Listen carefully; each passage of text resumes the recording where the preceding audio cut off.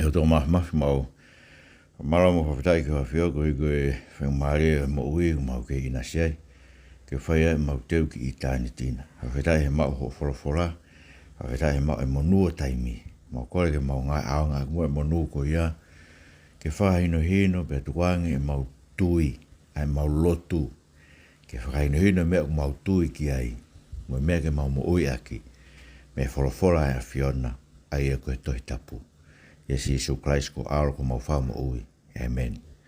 Ugol ke ufanga benga hi ta fada to fa ke pe me faren ta mo paru ke fa ko to programa ko en pe mo lo tu to itapu ko ta wa ko to itapu pe a ta fa vita ki o tua e tu ke ta wa sia ai raksa pategoni e mahina hono hiva ta funonga ta ko en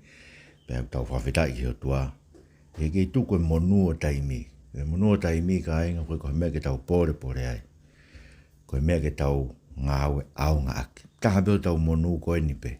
ke tau te wai ki i tani ko ke tau mo uien tau mate pe ko to pe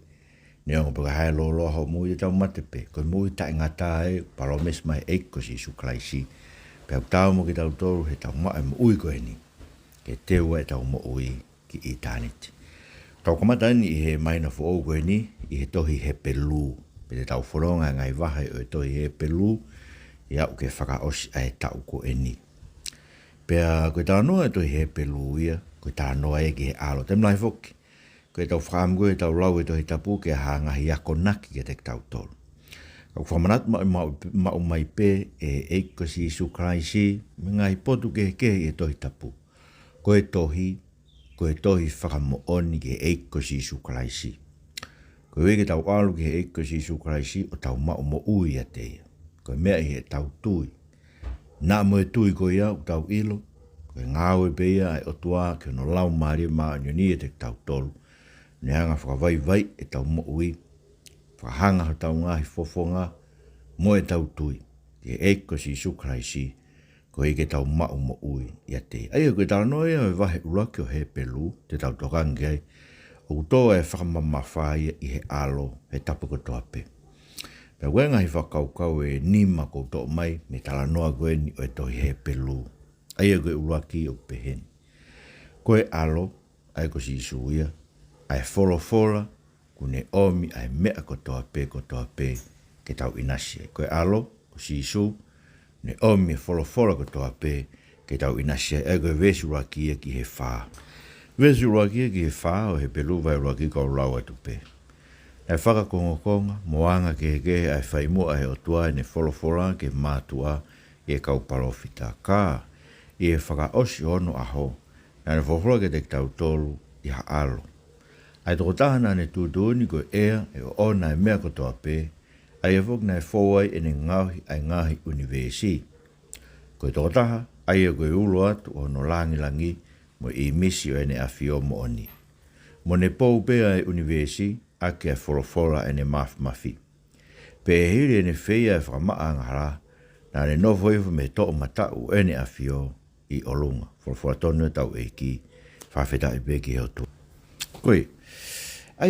koe tala noa e aro kono moni ka inga koe ngahi kongkonga koe ni tau tala noa kei i he tau programa koe ni e wahe uraki.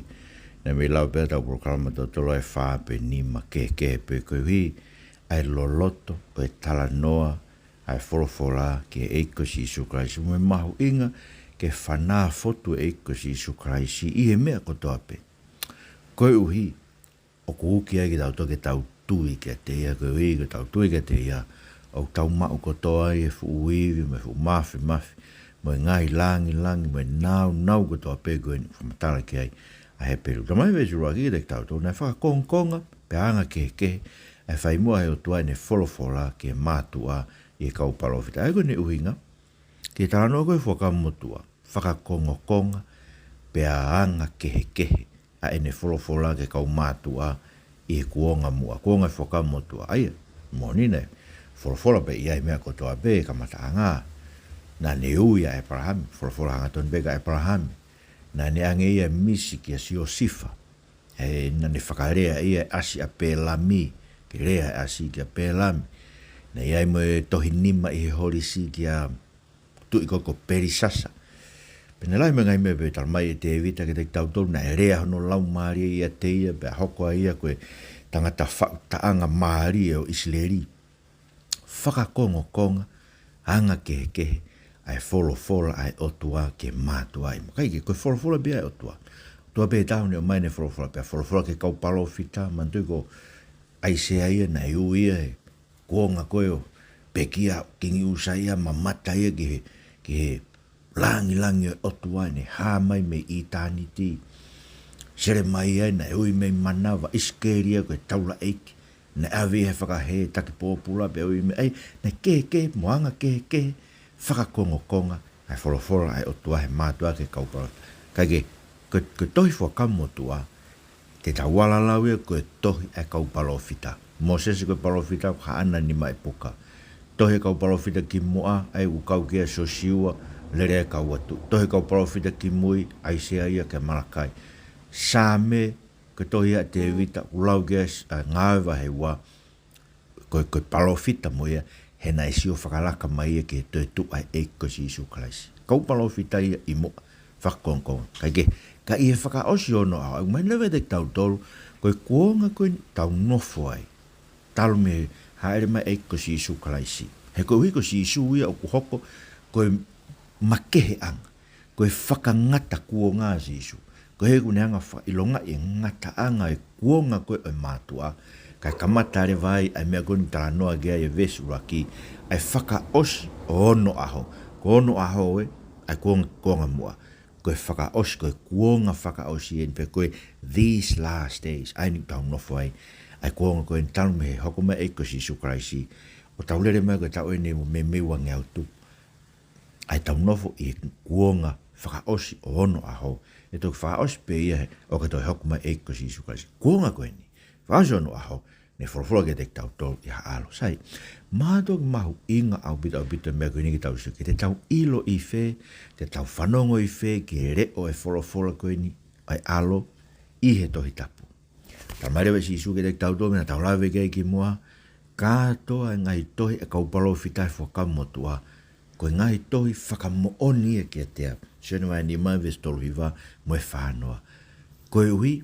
ke hau e kakai kia tea o mao mo ui ai. Mui tainga. Wea kau wako e ahoni, kau ipe tau kau tonga, no hau, kau matau tokua e toi tabu, ko ipe koe matau tokua, he koe ke utu, no matau e toi tabu, o koe ki nau ilo no toi tabu. Kau no mano to talamai tokua, ka bau te lau e whakamotua, o koe kai whikau aki tokua e whakamotua mo eiko si isu kraisi ene hoko mai. Pe hau beke ni no lai no to tokua, o koe koe misa ia si isu e koe misa ia e whakamotua ko kōresi pe ko haifu e kakai koe. Ai maina te toko koe whahinga, ka wako unau tae tui. Ke mea utala mai si isu ke te tau tolu ofe kau aki mo e nau tohi tapu. Mantu ke tohi tapu ina si isu mo ka apostolo. Tala mai si isu ke te tau tolu. Nā ku hau, kai ke whataonga e lao mo kau paro whitaka ke whakamo oni mo whakakato ki nau tolu. Tala mai paulo ke te tau tolu o Korintova he uaki. Koe palo mesi me tala ofa kotoa pēa atua o ku mau hono iyo mono e meni he eiko si Isu Christ. Ei tau ile vai, ne whakakongkonga moanga ke wholofora koe mua. Ka ku whakasino bea whakaikakano bea whakakakato kotoa wholofora koe ia. I hoko mai eiko si Isu Christ ke te tau toe whakaosio no aho. Rea mai ne vreta. Ei te tau ilo ki he alo. Mei he tohi tapu. Ko tohi e koe wheitu e tau. Koe ki hata tau noto tolo whakalau loto. Koe ni unau pe to tue tau whakalau loto pe ki tau tolu. E kai. Koe wheitu whalala anga taha pe ki tau ilo ai ki alo ke tohi tapu. Kono wa. Koe ka kai nau pe nau toto koe ahoni. Koe uhinga pe hoko mai alo ia mooni pe ia. Kana toi tala mai e alo ia ko pau ke alo ia ka hau fifo mai lau maari. Pea tokua koe lau maari o ne whetongi e ia. Ai wholofola koe ai otua koe whakamooni ki ai alo. Ai wholofola koe tohi tapu. E una hona tō tala mai mahu inga nau ngai visone me nau ngai misi me. Hai nau ngai mea. Ko whambe ke whodoa mo tō tala mai besi isu koe ngai lau mai ke hai lau maari to rea ia te ia pe. Koe mea koe whanonga ke lau maari tene whakamanatu ke te tau tolu ai mea ai eiko si Isu Kraisi. He koe uhi e hawe lau maari o whakamooni ke eiko si tene tataki kai koe tō pe ke mooni. Ko whe mooni. Tala mai besi isu ke te tau tolu senu mai tawhitu. Ko ho wholofola, ko ne lotu whataura eiki. rea ke tamai, ko wholofola tamai, koe mo oni, whema ke tataki tau tolu, ki he mo oni ko ia. Aia, koe ngai whenga ko toa pe koe tala mai ke he rea lau maare me toi tapu. Ka hata wao tala mai ka tak tau tolu, he ula he wite ke kai unau aloro me lau koe ngai me koe hanko malanga ka kai whewhine ka wharea ki ai. Ula he wite ki kaurea he lau maare unau mai na tala mai tokua o kuke ke mo oni.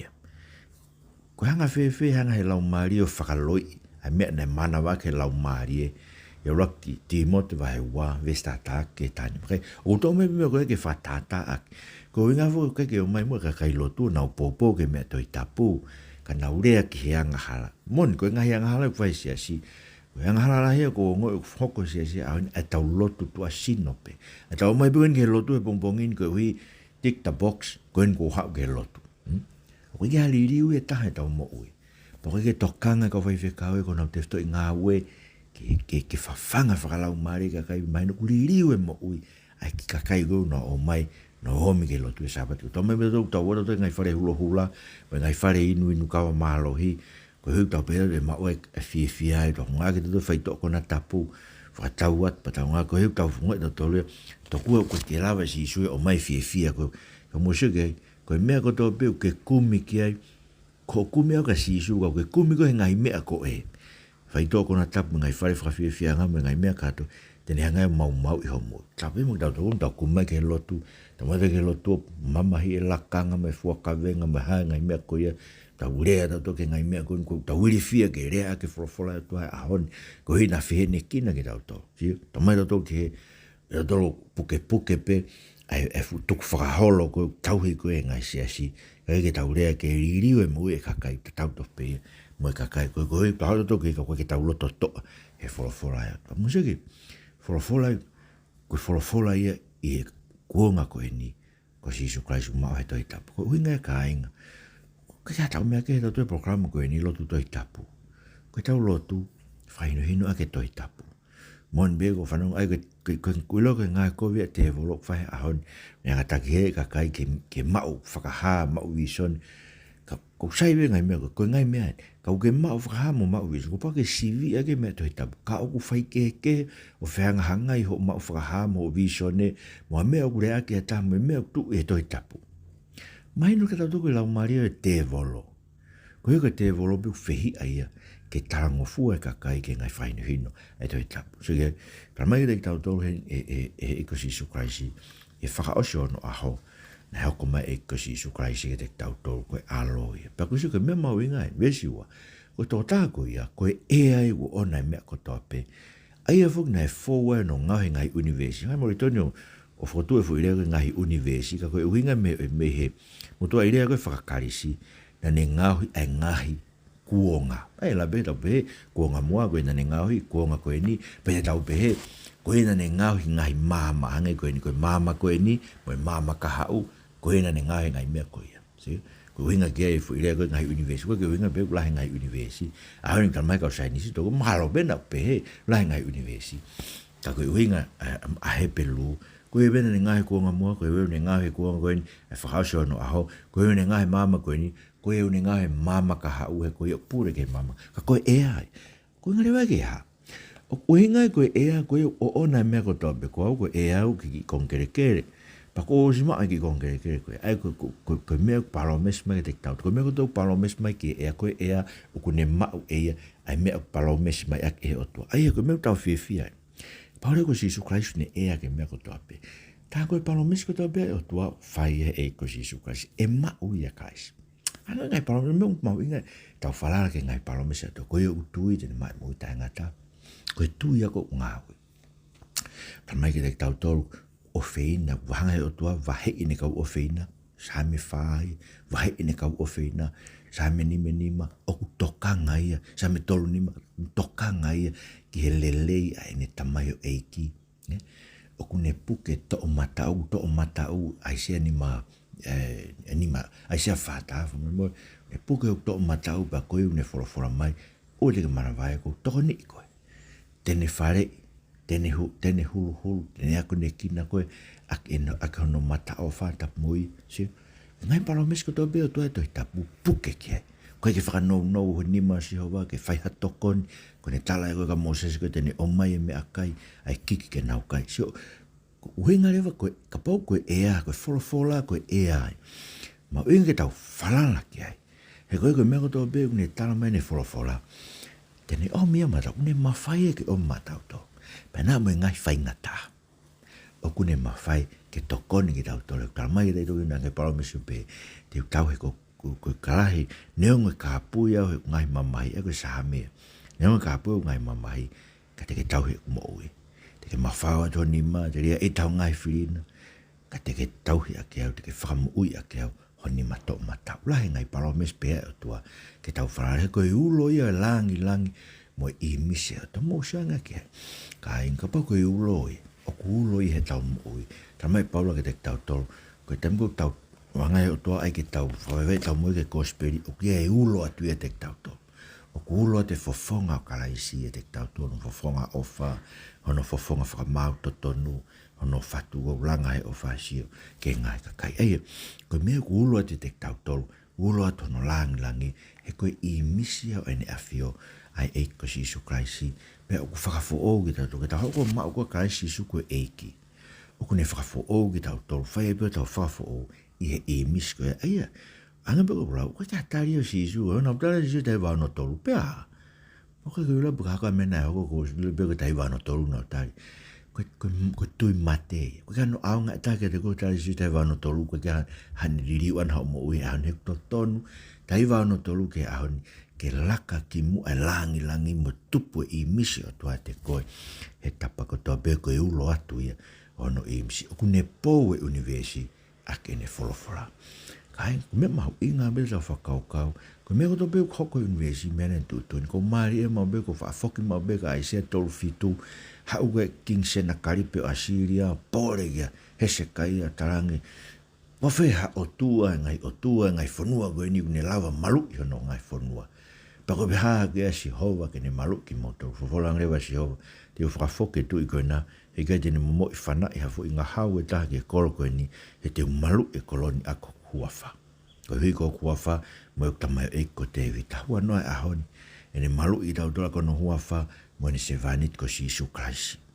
Koe hako I a te vita, ne pou e mea koto, kai ke, koe mea kana e hoko, na ere rewa si hova pehe, ka Sena Karipe. Ne te kai teke whanongo, ne te kai teke ilo, ko au nau tu uni koe te ke pūre taimi koe te ke iku na koe no uhinga vai e ngai whanua koe na ke alo se vaimi mo whewhua na ke alo tau koe uhinga e nau vai he ne ozanga tu uni ke nau whawai kia te koe na kai ko hao iwi na kai ko hao malo koe iwi na e otua kia te koe he ne wholofora koe pou ake universi ko tope hua noa e ne os wholofora e ia whaino hino mea ko pau koe e tau kore mea ko tope a ko tope whakatontonu ake e tau whanonga ai wholofora e kune pou, o kune pure I ai universi koe ni. Pea kune whai e whamaanga, so ke mea koe. Koe wholofora koe ne pou ake universi koe ni tara mai, na ne wheia e whamaanga hara, pe kune nofo ifo, me to matau e afio I olunga. Kainga, koe whamaanga hara koe mea tau whie mau. E ki tau tolo e kawanga, talo e tō koe e mātua I mua he nau talanga taa ke wholofora, tōku mandiu whamarat mau pe, koe kai koe whio I whakamari na tō, na e hoko e tō I kai, mora ke mama, koe na tō, koe na mātua talanga taa vina na kai, na whio I fuai akau mo oni au bitpei, koe ka fui a pere, koe fu akau mo oni be na no fua, fui fua pe taha ilu rei mua koe na kai e nau, koe na sio kau mata le leive fui akau, pananga nau, koe talu me hai, mo e fie mau, ke whakamā tau ngai angarawa ke tau whoke o tua, nei ngāwi tau tole I mise o tua. Kono uhinga koe ke lawai ke tau mato o mo tau loto, o kuia e o tua. Nā me kau whakaikai o tua, o kuna uongo I mahalo be o nau loto, o kuia e o tua. Koe uhinga nei ngāwi tau tole ko I mise o tua, o toho aki tau tole I mise ko ia kia teia, e taimi ko toa pe. Tau hola tau me teia koe koe tau ngahi angara, tau hola tolo toi hange ko atama, koe ni nau kei toi, tau pe nau toi, koe nau kei toi pe ahoni, e te kai lawa ke whamaa e nau ngahi angara. Pau whamaa e tau ngai angara e ko si Isu Kraisi mo tata. Tau whiwhi tau ke whoke o tua pau tau loto toa ke tau ke lea wholofora o tua. Tau mana wahe tau rega pau alu e sia mo e fukakai o mamani e tui hala ko toa pe. Tau ke tu bea tau wholofora o tua lea ka nau tau. Koe ko tau whakaame. ke whatafo ke kua whakamaa e tau ngai ngā whatafo ke kakai me nau ngahi mau lau to paku ne nofo ifo me tau matau e ta mai ne a whio ai koe winga ne nofo ifo kakato ne ngāwe ne nofo ifo koe ne mere wau whai e ahoni ne whakaamu ke hau mai fu wivi ko ia ke te tau kai ngā suka fai poini pe tau fai poini e nima to e fai wha tuku ke wanga pe mua lele i wawea te pe fai poini ko e suka o se ne tau mi te wanoa e tau proklama ko ngai tāno e ka matanga sai ko poini o noa pe koe alo whawai ke Angelo fua pe ves wha ke fitu ka rawat pe o Hepelu wahe uruaki ko ne hoko fu maa lunga e ka Angelo ke hoa me fu hulu atu e wafa ko tō mo ona i ho nau toru he ko hai e ka Angelo ne wholofola kia i a taimi o pe ko alo koe ko whatupu koe a honi mo ne toi wholofola te unofo koe ne tamai pe e nofo i o ko foha kai maa koe ne toi omi e tau ke te ki maa mani u ne mea pe ke hua ke te ia ai ka Angelo fua pe ai otua pe ne lau fo ke ka Angelo ku ne mea o pe he ai ku ne ngahi ne ka Angelo ko ngahi matangi pe ko ne ka ngawe ko lo iafi fo tono tau eki fa feta i bege to ai ko pelo vai waki e ko ves fa ke fitu ko pau ke vai Angelo fua pe ke alo sai ka no mahuinga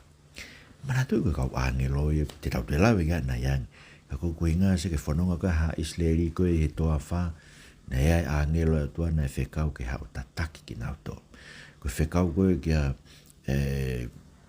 fa ke fana ko sa mission ni fa fra mo ui Angelo na ha Angelo ke me ai ko fekau e tu Angelo ko fu kau tau ko na ha ko malu i ko ya mana tu Elisa ha ko fu kau tau Asiria ke ohofi pe mana vahe ke Asia ni tangata tau ipa hanga e profita hu fia ke whaava no mata ke siu ke whukau tau ko nere o hiki nauto. Siu tola henge whukau tau e o tua tu ke whukau Angelo, ui ke whuhoste. Nga ke whukau tau e o tua unau whai ni ngā. Ai ka pau koe a kāinga. Toro ne tau kore ke o tua, ke ne whai moa hano whakainu. Mai moa Angelo ke whakainu inu ki tau to, Angelo ke ta taki tau to a ko tau be. Wa koe ngai te ke siu ka manu whai kapakau. He koe ke pehe whotunga e Angelo, e whakatātako ni tangata mono hukapakau. Mole ke mama. Ke pehe fotunga Angelo mantu Angelo ko na sio ka Abraham na sio ka tangata to tolu na fononga to hala pa na faia tala o ka Abraham ai ko inga pehe ke mai mo to ni Angelo ke fa to ko fitu to pe ko algo ko ke to mai mo Angelo ke si to ni ia ngai me ang folau ngai me pehe pa ko mo pe to ta hai fa fo mai to ke fa ngai me ko vi e vai ka Angelo ko to pe ko ka Angelo ko tal mai e fa ha singa ko tu ke na hu ke te ia ai ka Angelo fo pe vesio no pe ga tai o ku ne nga he ni ka Angelo ko matangi mo lo e fa tangi fu wivi ko matangi lo yafi ko matangi lo yafi na na ina se ko e loki o lunga e fa la mare ma onioni pa mo fa utang po te tau ko ke mai mo ha ka Angelo mo matangi lo yafi fa ma e tau mo ui a ko to pe ngawe go fai ka Angelo ai o tua tau kore tu ke o tua ke ne he loto ka Angelo tu ke tau loto tu ke Angelo mo ke mama kai ka kula vai ke ne fe kau mai ne ka Angelo ko matangi lo yafi ke hau ngawe tau mo fa fonu tatu hai ke tau la valea ke fola o tua a fonu ke tau to le fa mai tau mo ke lo yafi ke kono tolu va no tolu ko alo ke ngana pe ko un pure Angelo ko alo ko tu ia pure anga mo ui ta ngata so ke ves valo ke iwa Hepelu vai uaki fanong be ka lawat ko ne lau ke alo pe o tua ko taloni unea usia ai kuonga eternity ko se pita fai to tonu ko se pita ia ono pure anga ne ke manako ke fai to tonu ai vehe ke mau lao ko ia ko o tua io ko o tua na ne pani aki ko ai lolo e fia o lahi ake iho ngahi kau ngā mea frofotono tau eki whawhita i pege o tua ai ko alo ko tu e mo ita ngata e kono inga so ko tu eternity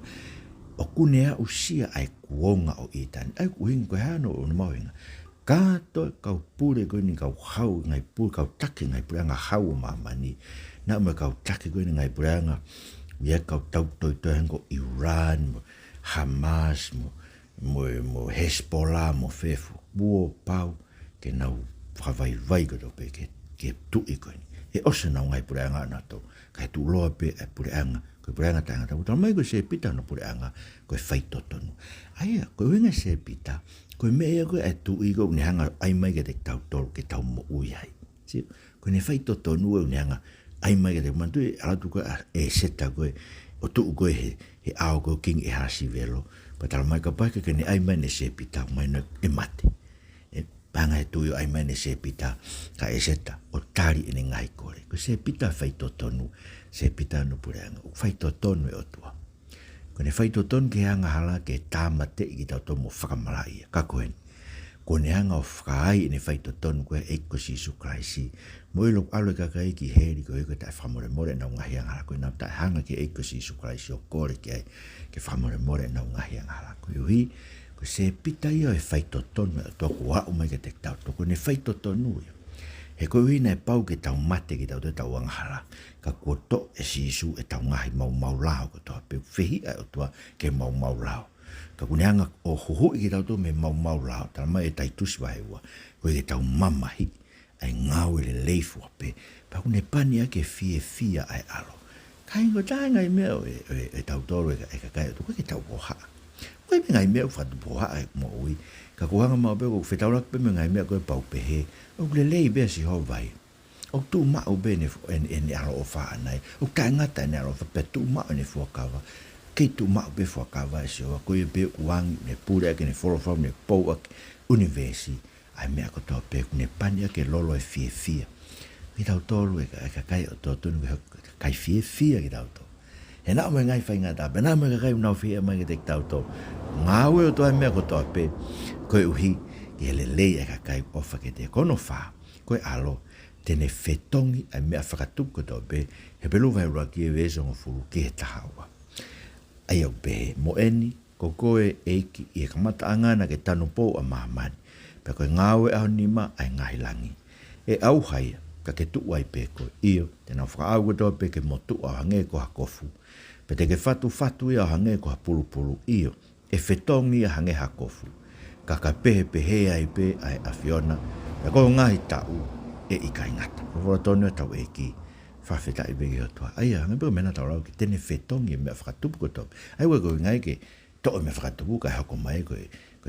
to tai kai ko ne uhi ngai ko mea ko toa pe ko nina ne ngahi ko ina ne tanu pou a mamani ko ngai ngawe hano nima ai ngai langi ai ko uhi ngai ka inga o tawa ki tau whalala ki o toa mea ko toa pe ko ngawe hano nima ai mea ko toa hau ki o tau whawhanga ko tau whakavala hau ki o tau whakapaanga hau ki ngai ngawe tau mau ke poto tau mau ke ata mai matala ke whae ke tau ngawe